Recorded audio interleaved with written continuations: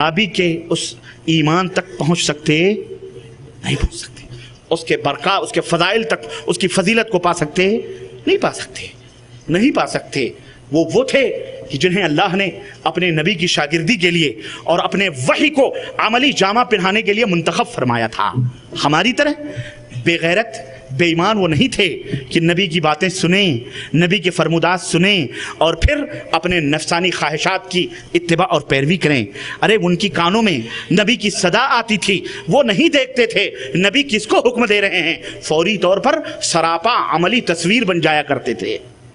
इसकी एक नहीं सैकड़ों मिसालें सहाबे कराम मौजूद हैं। वो किसी और मौके पर तो सब्र किसको कहते हैं? बाज़ लोगों ने यह कहा कि जिस्म के टुकड़े टुकड़े किए जाएं, लेकिन तुम अल्लाह के क़ज़ा और क़द्र पर, ईमान की जो क़ज़ा और क़द्र, तकदीर के खैर और शर पर जो लज्जत है, इस लज्जत से तुम लोग मुस्कुराते रहो, तुम्हारे लबों के ऊपर मुस्कुराहट खिलती रहे। और किसी ने कहा कि सब्र कहते हैं कि तुम अल्लाह तबारक व तआला की खुशी में खुश रहो और जो अल्लाह को पसंद हो वही तुम्हें भी पसंद हो। और तीसरा कौल यह है कि सुकून और चैन के फौत हो जाने की फिक्र से, सुनो सुनो, ये आज की बात है, आज की बात है, थोड़ी देर के लिए सुकून और चैन तितर बितर हुए।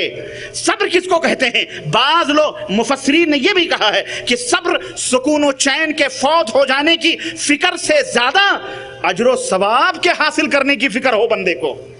अजरो सवाब, क्यों बला और आजमाइश जितनी सख्त होगी उतने ही ज्यादा तुम्हें अजर और सवाब भी मिलेगा, उतने ही तुम्हारे मकामात भी बुलंद होंगे। या अय्युहल्लज़ीना आमनू, या अय्युहल्लज़ीना आमनू सबिरू वसाबिरू वराबितू वत्तकुल्लाह लअल्लकुम तुफ्लिहून। ऐ ईमान वालो, सब्र करो और आपस में एक दूसरे को सब्र की तलकीन करो, राब्ते और आपस में तैयारी करो, आपस में एक दूसरे से मिलजुल करके रहो। वत्तकुल्लाह, और बुराइयों से बचते रहो, अल्लाह और रसूल की नाफरमानियों से बचते रहो, लअल्लकुम तुफ्लिहून, ताकि तुम कामयाब हो जाओ। मेरे अजीजों, तारीख़ी हक़ाइक़ और नमूने कुरान और हदीस और सीरतों से पेश करने से पहले ज़रा हम ये समझते हैं कि ये आजमाइशें आती क्यों हैं, आजमाइशें क्यों आती हैं। दरअसल इसमें बंदे का अपना खुद फ़ायदा है और अल्लाह तबारक व तआला, जैसा कि मैंने बतलाया, अच्छे और बुरे की तमीज़ करना चाहता, उसको पता है, लेकिन वो ये नहीं चाहता कि इसी बंदों के अंदर खलत मलत रहें, वो कन्फर्म करना चाहता है। इसलिए 4 फ़ायदे पाने के लिए अल्लाह तबारक व तआला अपने बंदों को आजमाता है। नंबर 1, अगर बंदा नेक है, मुआहिद है, मोमिन है, तो अल्लाह उसके ऊपर इब्तिला और आजमाइश की घड़ियां लाता है ताकि दुनिया और आखिरत में उसके दर्जात को बुलंद किया जाए। अल्लाह ताला उसे बुलंद करना चाहता है, अल्लाह तबारक व तआला उसे रिफात और बुलंदी देना चाहता है, उसे बुलंद करना चाहता। अब क्या चीज़ है जो उसे बुलंद करे? वो चाहता है, चाहे तो वैसे भी बुलंद कर सकता है, लेकिन नहीं, अगर वैसे बुलंद करे तो सब वही 100 के नंबर लेके आएंगे। वो चाहता है कि ज़रा सा आजमाए कि इनमें 99, 80, 85 तो सब तो एक ही ढर्रे पे नहीं आएंगे, इल्ला मन रहमल्लाह। इसमें किसी का सब्र कम होगा, किसी का ज़्यादा होगा, है ना। उसकी नज़र में तो नेक हैं, साले हैं, ठीक है, लेकिन इसमें सब्र के मामले में थोड़ा कम, ऊंची और कमी बेशी होती रहेगी। इसलिए रिफत व बुलंदी अता करने के लिए अल्लाह तबारक तआला आजमाइश में डालता है। बस अगर वो सब्र करते हैं, सवाब की उम्मीद अल्लाह से रखते हैं, तो अल्लाह अबदुल आबाद तक, हमेशा तक के लिए उनके जिक्र को भी बुलंद फरमा देता है। उनके तज़किरे होते रहते हैं मजलिसों के अंदर, महफिलों के अंदर, उन्हें बतौर नमूना, बतौर मिसाल अल्लाह के बंदे अपने दरमियान पेश करते रहते हैं। एक तो ये, और दूसरी वजह जो अल्लाह आजमाइश में डालता है, उसकी वजह यह है कि दिल की तरबियत और उसकी इस्लाह होती है। दिल के ऊपर शैतान का हमला होता है, जंग लग जाते हैं, अल्लाह से दूरी हो जाती है, तो अल्लाह तबारक व तआला दिल को तरबियत देता है कि किस चीज़ की, और किस चीज़ की तरबियत देता है? इखलास की, लिल्लाहियत की, ताकि वो आजमाए और इस आजमाइश में उसे अच्छे और बुरे और अपने और पराये की पूरी तमीज़ हो जाती है। अपने और पराये की पूरी मिसाल, कोई पूरी तमीज़ हो जाती है। उसको चंद पैसों की ज़रूरत है, चारों तरफ हाथ मारता है, कोई उसको देने वाला। अब उसकी तरबियत होती है, बंदे इखलास पैदा कर, लिल्लाहियत पैदा कर, अल्लाह तबारक तआला से मांग, अल्लाह तबारक तआला तुझे देने वाला है। तुझे इस दुनिया में जब तक वो न चाहे कोई दे सकता نہیں دے سکتا ہے. تربیت ہوتی ہے یہ تاکہ اللہ تبارک تعالیٰ کی تصدیق کرے وہ. اور تیسرا یہ ہے کہ ثبوت بندگی پیش کروانے کے لیے، یعنی اللہ تبارک تعالیٰ چاہتا ہے کہ وہ جانے، وہ بندہ جانے کہ کیا واقعی صرف وہ اللہ ہی کا بندہ ہے. بندے کے بارے میں اللہ تبارک تعالیٰ یہ جاننا چاہتا ہے کیا واقعی یہ جو دعویٰ کرتا ہے کہ میں اللہ کا بندہ ہوں، کیا یہ واقعی اللہ کا بندہ ہے. کیوں؟ اس لیے کہ صرف بندگی کے اعلان کرنے سے کہ ہم اللہ کے بندے، ہم مسلمان ہیں، ہم مسلمان ہیں، ہم مسلمان ہیں، صرف اعلان کرنے سے کچھ نہیں ہوتا، بلکہ اس کے لیے پختہ دلیلیں چاہیے. ایسے موقع پر اللہ آزماتا ہے کیا. اور اس کی سب سے بڑی دلیل کیا ہے کہ اگر خالص اللہ تبارک و تعالیٰ کا بندہ ہوگا تو جب بھی کوئی مصیبت یا دکھ، کوئی پریشانی ہوگی تو کس کو پکارے گا؟ اللہ کو. مشرک ہوگا تو اللہ اس کی سمجھ میں اٹھتے بیٹھتے بھی یا پیر پیرا ہرو ہی کہے گا،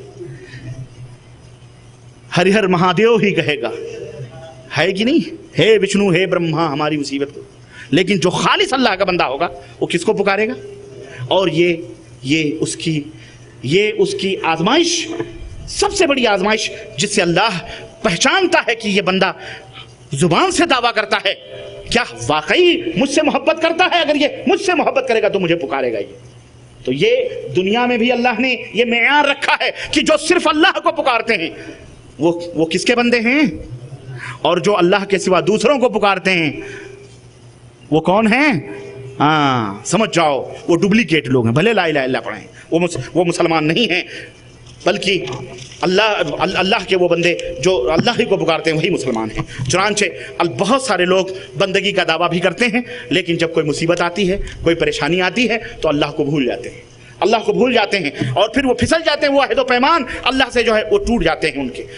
اور اس آزمائش کا سب سے بڑا فائدہ یہ ہوتا ہے کہ اللہ تبارک تعالیٰ، یہ اللہ کو معلوم ہوتا ہے کہ واقعی طور پر یہ عبودیت کے مقام پر فائز ہے کہ نہیں ہے. یہ اسی ابتلاء اور آزمائش کے ذریعے سے اسے پتہ چل جاتا ہے. اور ایک اور چیز ہے، چوتھی چیز یہ ہے کہ اس آزمائش کی وجہ سے، یہ جو آزمائش آتی ہے، ابتلاء اور آزمائش میں آدمی ملوث ہوتا ہے، اللہ تبارک و تعالیٰ اس کے گناہوں کو مٹا کر اسے اجر و ثواب عطا فرماتا ہے. وہ چاہتا ہے کہ اس کے گناہوں کو مٹائیں. اب وہ فرائض ادا کرتا ہے، سب کچھ ادا کرتا ہے، نیکیاں بڑھ رہی ہیں، تو اللہ تعالیٰ چاہتا ہے کہ اس کو کسی آزمائش میں مبتلا کریں تاکہ اس کے گناہوں کو بھی مٹاتے رہیں. چنانچہ اللہ تعالیٰ اسے آزمائش میں ڈال کر کے اس کے اجر و ثواب میں زیادتی عطا فرماتا ہے. اور یہ اجر و ثواب اللہ کے ہاں جمع ہوتا رہتا ہے. اور جب وہ مرے گا تو انشاءاللہ تعالیٰ اس کے سامنے، اس امین کے سامنے، وہ پورے اجر و ثواب اس کے سامنے ہوں گے. اللہ رب العزت نے قرآن کریم کے اندر ارشاد فرمایا کہ ما کان اللہ لیذر المؤمنین علی ما انتم علیہ حتی یمیز الخبیث من الطیب. اللہ تبارک تعالیٰ مومنوں میں سے چاہتا ہے کہ اچھے اور بروں کو تمیز کر دے، فرق بیان کر دے کہ یہ اچھے مومن ہیں اور یہ کون مومن ہیں، یہ گندے اور برے مومن ہیں. اور میرے عزیزو، ایک اور پانچویں چیز یہ ہے کہ اللہ تبارک و تعالیٰ چاہتا ہے کہ دنیا ہی میں کبھی کبھی کسی کو اچھا بدلہ دنیا ہی کے اندر عطا فرما دے. اور بسا اوقات بندے کو کسی معمولی مرض وغیرہ میں مبتلا فرما کر اگر وہ صبر و استقامت سے کام لیتا ہے تو اس پر سے اللہ بڑی مصیبتوں کو ٹال بھی دیتا ہے. اور بسا اوقات کسی مصیبت میں مبتلا کر کے انہیں کوئی دوسری اچھی نعمت عطا فرماتا ہے. مثال کے طور پر آپ کو بتاؤں، حضرت ام سلیم کا واقعہ آپ سب کو معلوم. حضرت ام سلیم ابو طلحہ کی بیوی تھیں. ایک دفعہ کا واقعہ ہے کہ وہ بتاتے ہیں کہ ابو طلحہ باہر تھے کہیں، اور دونوں بچوں کا انتقال، جو بچہ تھا ابو طلحہ کا بیٹا، وہ انتقال کر گیا. ام سلیم نے کیا کیا؟ اس کو نہلایا دھلایا، کفن پہنا کر ایک روم کے اندر آرام سے سلا دیا، اور اپنے گھر والوں سے کہا کہ ابو طلحہ آئیں گے، تم کو بتانا نہیں. اس ماں نے اپنے زیب و زینت کیے، 16 سنگھار کیے اس رات، اور 16 سنگھار کر کے بیٹھی. شوہر آیا، شوہر نے پوچھا بچہ کیسا ہے، اس کی طبیعت کیسی ہے. اس ماں نے اپنے دل پر کتنا بڑا صبر کیا ہوگا. اس نے کہا آپ کا بچہ آرام سے سو رہا ہے دوسرے کمرے کے اندر. چنانچہ بیوی نے کھانا کھلایا پلایا اور آرام سے بسترے پر لیٹے، اور بسترے پر لیٹ کر میاں اور بیوی نے ہم بستری کی، اور بچے کی لاش موجود ہے. میاں اور بیوی نے ہم بستری کی، اور ہم بستری کے بعد پھر جب مطمئن ہو گئے، خوب اطمینان کر لیا ابو طلحہ نے، تو ام سلیم نے کہا ایک بات بتلاؤ کہ اگر ہم نے کچھ سامان کسی سے ادھار کے طور پر لیے ہیں اور وہ ہم سے مانگ لے, ہم نے اس کو استعمال کیا کچھ دن تک, اب وہ ہم سے پڑوسی ہمارا وہ سامان اپنا سامان مانگ رہا ہے, تو کیا اس سامان کو اسے واپس کر دینا چاہیے یا نہیں کرنا چاہیے؟ تو انہوں نے کہا واپس کر دینا چاہیے, بڑی اچھی بات ہے, تو واپس کر دینا چاہیے. ام سلیم نے کہا فاحتسب اجر, فاحتسب ابنک, اپنے بیٹے کے بارے میں ثواب کی نیت سے صبر کرو. اتنا کان میں پڑنا تھا, بسترے سے اچھل پڑے, کیا کہہ رہی ہو؟ ام سلیم نے کہا تمہارا بیٹا اللہ کو پیارا ہو چکا ہے, اللہ کو پیارا ہو چکا ہے, اور وہ کمرے میں گہری نیند سو رہا ہے. فوراً حضرت ابو طلحہ اٹھے بسترے سے, صبح ہوئی نبی کریم صلی اللہ علیہ وسلم کی خدمت میں پہنچے اور اللہ کے نبی سے پورا واقعہ بیان کیا. اللہ کے نبی نے فرمایا اللہ آج کی رات میں جو تم لوگوں نے ملاقات کی ہے, اللہ اس میں برکت عطا فرمائے. اللہ اکبر, اس میں برکت عطا فرمائے. ابو طلحہ کو صبر دلایا اللہ کے نبی صلی اللہ علیہ وسلم نے, اور اس عورت کی تعریف کی کہ تمہاری عورت کتنی خوش نصیب اور کتنی بہترین ہے, کہ تمہارے ساتھ اس نے کتنا اچھا سلوک کیا ہے. اللہ اکبر. آخر اسی ہم بستری سے حمل ٹھہرا, اور کون پیدا ہوا؟ کون پیدا ہوا معلوم ہے؟ کون پیدا ہوا؟ حضرت انس. حضرت انس تھے, حضرت انس رضی اللہ تعالیٰ عنہ اس ہم بستری سے پیدا ہوئے, جو عظیم الشان جل قدر صحابی. تو یہ صبر کا مقام ہے یہ اللہ کے. تو یہ ایک واقعہ ہے کہ اللہ نے ایک چیز چھینی تو ایک اچھی چیز حضرت ام سلیم کو عطا فرمائی. حضرت عائشہ رضی اللہ تعالیٰ عنہ کا ہار غائب ہو گیا. اس ہار غائب ہونے کی وجہ سے یہ جو آج بیماری یا سفر یا پانی نہ ملے تیمم کرتے ہو نا, یہ تیمم کس کی برکت ہے؟ یہ ابو بکر کے گھرانے کی برکت ہے. حضرت عائشہ کا ہار گم ہوا تو گم ہوا, اس میں ایک مصیبت آئی, لیکن اس مصیبت کے بدلے اللہ تبارک تعالیٰ نے تیمم جیسا ایک سہولت اور ایک رخصت اور ایک آسانی اپنے بندوں کے لیے نازل فرمائی کہ پانی نہ ملے تو تیمم کر لیا کرو. بہرحال وہ الگ واقعہ ہے. اور چھٹا اور ساتواں اور اس کے بعد مزید باتیں جو میں آپ حضرات کی وہ صحابہ اور نبیوں کے وہ واقعات آزمائشوں کے جو میری گفتگو کا نچوڑ ہوں گے وہ میں عرض کرنا چاہ رہا ہوں. لیکن پانچویں بات پر میں اپنی بات ختم کر رہا ہوں. چھٹی بات کہ اللہ آزماتا کیوں ہے, بڑی اہم ہے اور بڑی نقطے کی چیز ہے. انشاءاللہ تبارک و تعالی وہ ہم نماز کے بعد سنیں گے. انشاءاللہ تعالی عصر کی نماز ہوگی اور اس کے بعد انشاءاللہ آدھا گھنٹے میں اپنے موضوع کی وضاحت کروں گا. اس کے بعد دیگر علماء کرام انشاءاللہ تعالیٰ آپ سے خطاب کریں گے. آپ حضرات اطمینان اور سکون کے ساتھ وضو بنائیں اور میدان میں تشریف لے چلیں اور نماز کی تیاری کریں, ہے نا. اور کوئی نہیں جائے گا انشاءاللہ. انشاءاللہ وعدہ رہا, نہیں تو ہم آپ سے پہلے نکل جائیں گے. ہاں میں بڑی دور سے آیا ہوں اور بڑے دیر سے آپ کے سامنے کھڑا ہوں میں یہاں, جب سے مائکرو فون بن رہا ہے. اللہ تعالیٰ ہمیں ہمارے اس مجلس کو قبول فرمائے اور جتنا سنیں اللہ عمل کی توفیق عطا فرمائے. آمین یا رب العالمین. وصلی اللہ علی نبینا محمد وعلی آلہ وصحبہ. السلام علیکم ورحمۃ اللہ.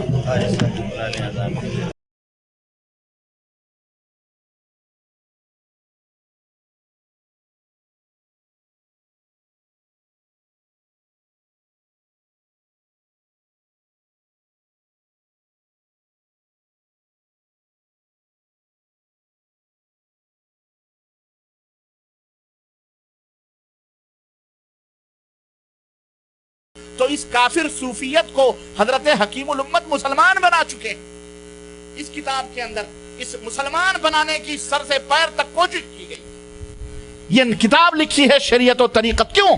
تاکہ اس صوفیت کو مسلمان بنا دیں. یعنی یہ گونگی بہری صوفیت بے دلیل و بے حجت قرآن اور احادیث جو موضوع روایات کو نہ جانے کہاں کہاں سے لا کر جمع کر کے اس کو اسلام بنا کر کے پیش کیا امت کے سامنے کہ طریقت جو ہے شریعت سے مختلف نہیں ہے. ارے دونوں ایک ہی چیز ہے, دونوں ایک ہی چیز ہے. چنانچہ یہ دیکھیے پہلا صفحہ آپ اٹھا کر کے اس کو دیکھیے.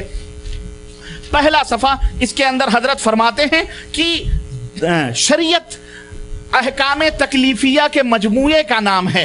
اس میں اعمال ظاہری اور باطنی سب آ گئے ہیں, اور متقدمین کی اصطلاح میں لفظ فقہ کو اس امر کا مرادف یعنی ہم معنی سمجھا جاتا ہے. جیسے امام اعظم ابو حنیفہ سے فقہ کی یہ تعریف منقول ہے کہ معرفت النفس ما لها وما علیہا, یعنی نفس کے نفع اور نقصان کی چیزوں کو پہچاننا.